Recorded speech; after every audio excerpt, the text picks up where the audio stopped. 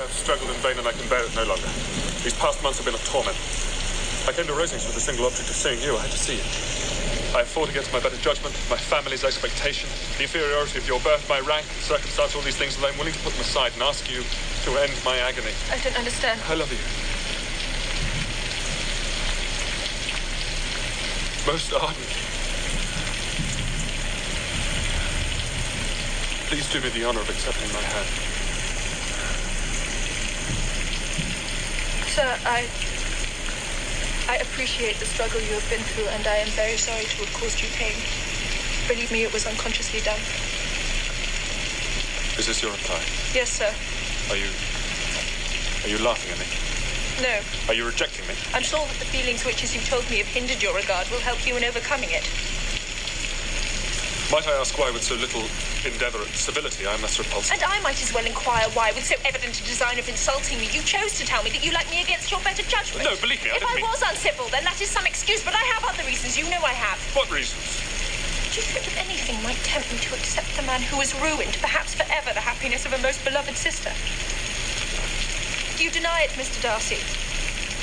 That you separated a young couple who loved each other, exposing your friend to the centre of the world for caprice, and my sister to its derision for disappointed hopes, and involving them both in misery of the acutest kind? I do not deny it.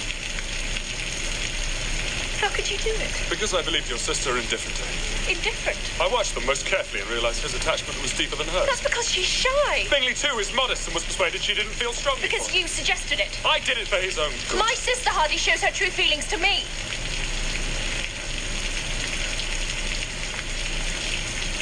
I suppose you suspect that his fortune had some bearing on the matter. No, I wouldn't do your sister the dishonour, though it was suggested. What was?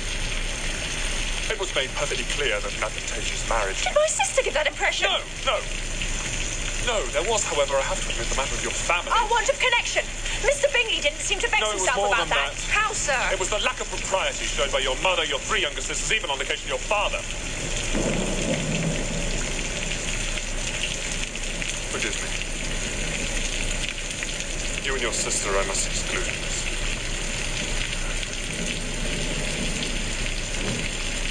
And what about Mr. Wickham?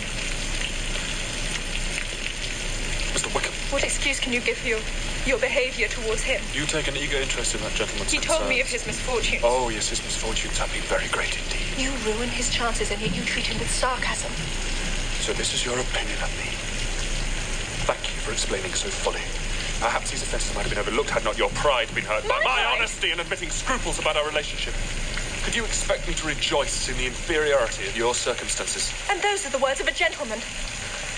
From the first moment I met you, your arrogance and conceit, your selfish disdain for the feelings of others made me realise that you were the last man in the world I could ever be prevailed upon to marry.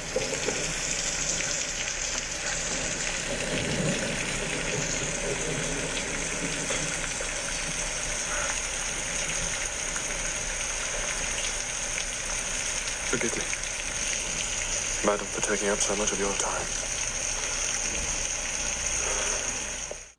Finding a mate can be difficult, and just because you have a ton of money does not necessarily mean that you are going to win over the girl. Sometimes you need to have more adaptive traits.